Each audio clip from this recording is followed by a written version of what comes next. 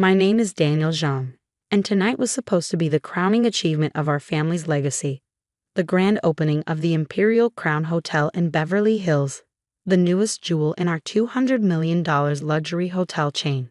Instead, it became the night my uncle learned that in the hospitality business, personal relationships matter more than fancy titles. I grew up in hotels. While other kids played in backyards, I wandered through elegant lobbies and perfectly manicured gardens. My father, James John, had built Jean luxury properties from a single struggling hotel in San Francisco into a respected regional chain. Uncle Robert, his younger brother, handled the financial side while Dad focused on what he did best, making guests feel like royalty. "Remember, Daniel," Dad would say as we walked through our hotels, greeting every employee by name. "In this business, reputation isn't built on thread count or bathroom fixtures. It's built on relationships." When Dad died unexpectedly 5 years ago, I was 25 and had just finished my MBA. Uncle Robert became CEO, with me as Director of Guest Relations. Together, we had ambitious plans to expand the chain nationally, starting with our most ambitious project yet, the $50 million Imperial Crown Hotel in Beverly Hills. The Imperial Crown was my baby. While Uncle Robert focused on attracting investors, I spent 2 years developing relationships with Hollywood's elite. Personal phone calls, private meetings, countless dinners. I built a network of A-list celebrities and influential industry figures who trusted me to provide the discretion and personalized service they demanded. "This is old-fashioned nonsense," Uncle Robert complained during one of our strategy meetings. "We need to focus on modernization, automation, cutting costs. Your way of doing things is too expensive." But I stood firm. Our celebrity clients don't want automated check-ins and chatbot concierges. They want personal attention from staff who know their preferences and protect their privacy. "Times are changing," he argued. "Look at what the big chains are doing. Automated everything, minimal staff contact, maximum efficiency." "We're not a big chain," I reminded him. "Our advantage is personalized service. That's what Dad built this company on." I should have seen the warning signs.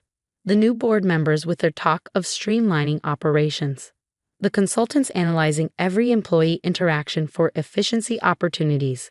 The gradual shift away from Dad's philosophy of personal service toward a more corporate approach. Then came the celebrity contracts for the grand opening. I'd spent months negotiating with top actors, musicians, and industry power players to attend. Each agreement was carefully crafted, building on personal relationships I'd developed. The PR value alone would be worth millions. "These contracts are ridiculous," Uncle Robert said, tossing them onto the conference room table. "Private butlers, personalized maintenance, dedicated security teams. Do you know how much this costs?" "It's an investment in our brand," I explained.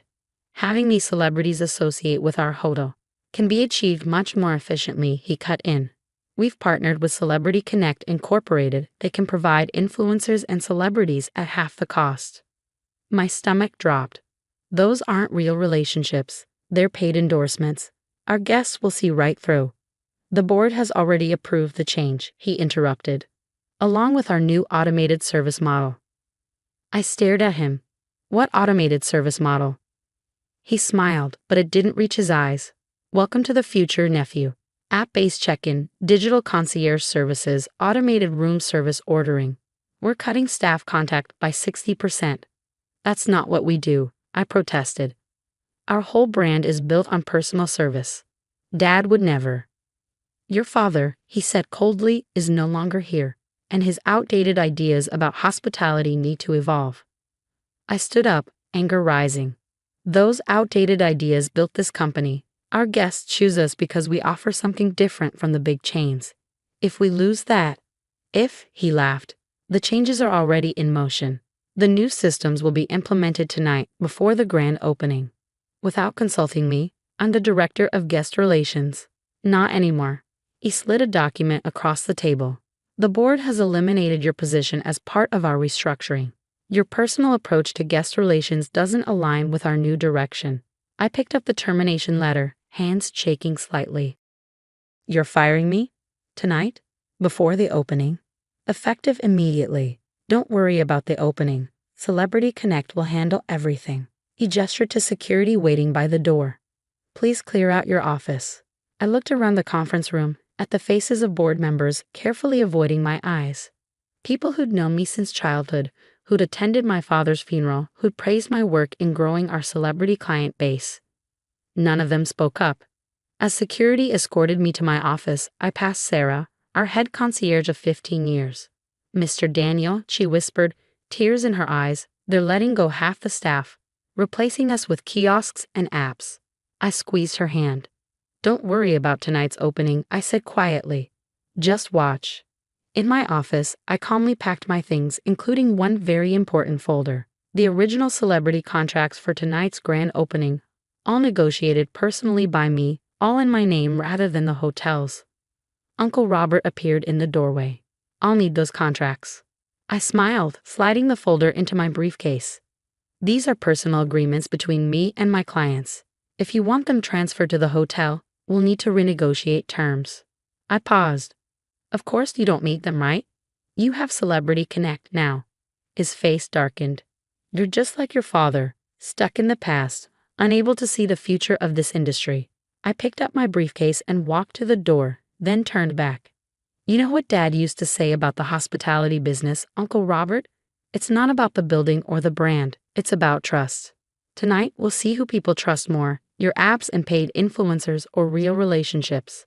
As I walked out of the hotel I'd helped build, my phone was already buzzing with messages from celebrities' assistants confirming their arrival times for tonight.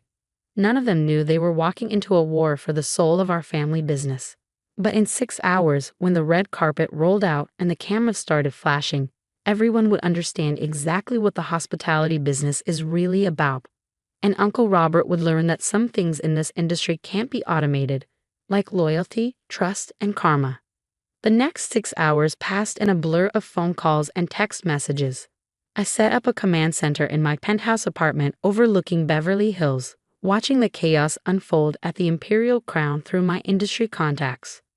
"They're trying to reach all the celebrities' managers," texted Maria, my former assistant.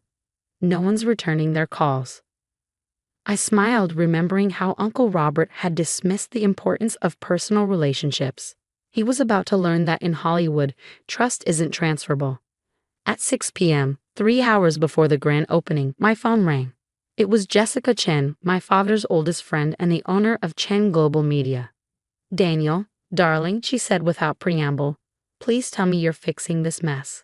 I have 3 A-list clients arriving tonight, and I'm hearing horror stories about automated check-ins and robot concierges." "Don't worry, Aunt Jessica," I said, using the honorary title I'd given her as a child. "I've made alternative arrangements. The Beverly Wilshire had some last-minute cancellations. They're expecting your clients." She was quiet for a moment. "The contracts were with you personally, weren't they? Not the hotel." "Dad taught me well," I replied. "Always maintain direct relationships." She laughed. "Your father would be proud." "But what about the opening? The press is already gathering." I looked at my watch. "Just make sure the cameras are rolling at 8:55 p.m. By 7 p.m., the Imperial Crown's lobby was filling with local politicians, business leaders, and social media influencers, Uncle Robert's new idea of VIP guests. The hotel's longtime staff had been replaced by young people in identical blazers, holding tablets to demonstrate the new automated systems. Sarah, the former head concierge, sent me a video. The sleek check-in kiosks stood unused while confused guests waited in line to speak to the few remaining human staff. The new digital concierge app was crashing, and the automated room service system was sending orders to the wrong rooms. At 8 p.m., the red carpet was rolled out. Entertainment reporters lined the entrance, waiting for the promised parade of celebrities. Uncle Robert stood at the top of the steps, practiced smile in place, ready to welcome Hollywood's elite to his modern luxury hotel. But at 8:30 p.m., something was wrong. None of the major celebrities had arrived. The reporters were getting restless. The social media influencers were running out of things to photograph. My phone buzzed. A text from Uncle Robert. "Where are they?" I didn't respond. Instead, I sent a message to my entire celebrity contact list. Showtime. At 8:55 p.m., exactly as planned, a fleet of luxury cars began arriving, not at the Imperial Crown, but at the Beverly Wilshire 5 blocks away. Oscar winners, music superstars, and Hollywood power players stepped onto that red carpet, each one greeted personally by me. Entertainment reporters, sensing the real story, rushed to relocate. Live feeds switched from the Imperial Crown's empty entrance to the impromptu star-studded gathering at the Beverly Wilshire. Daniel Zhang, why aren't these celebrities at your family's hotel opening tonight? A reporter thrust a microphone toward me. Before I could answer, Leonardo Martinez, one of Hollywood's biggest directors, stepped in.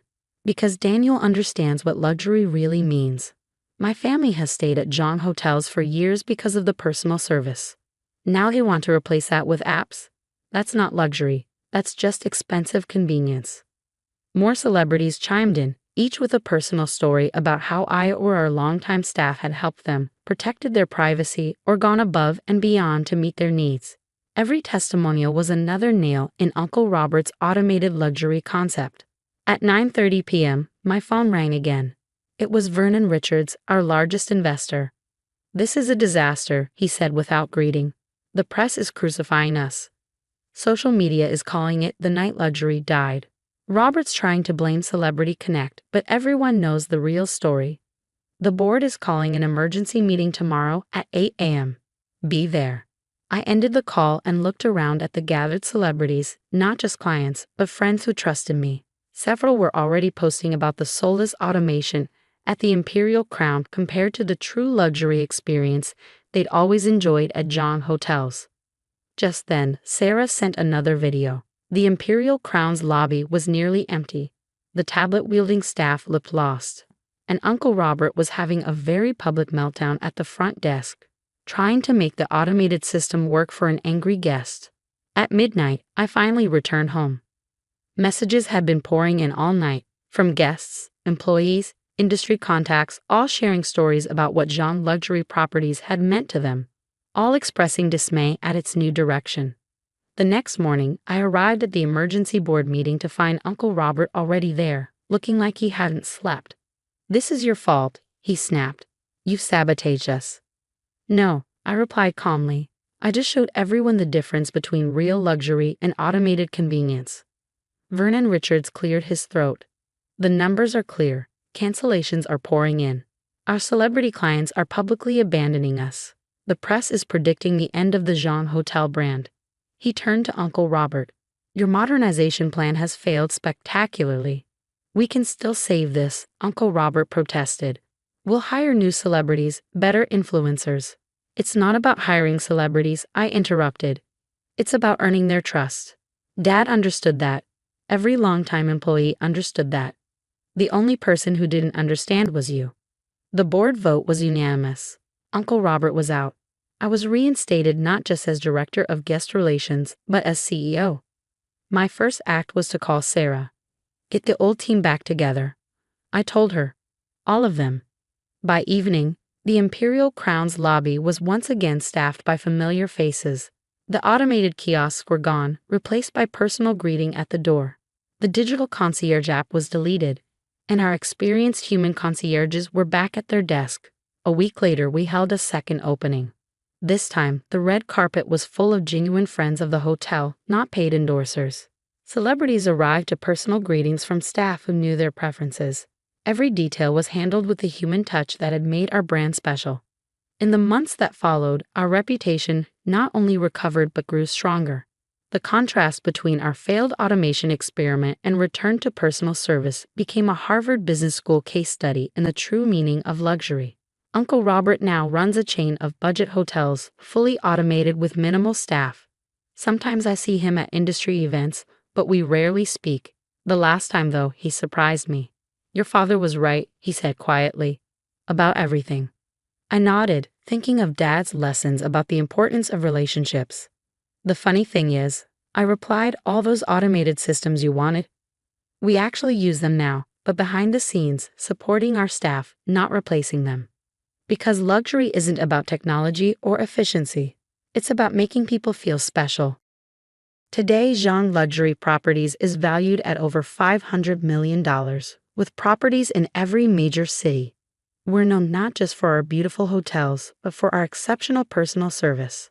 Every new employee hears the story of the Imperial Crown's 2 openings as part of their training. A reminder that in the hospitality business, you can automate processes, but you can't automate relationships. Sarah, now our global head of guest relations, summed it up best. What Mr. Robert never understood was that luxury isn't about what you have. It's about how you make people feel. And no app in the world can replace a genuine smile and a caring heart.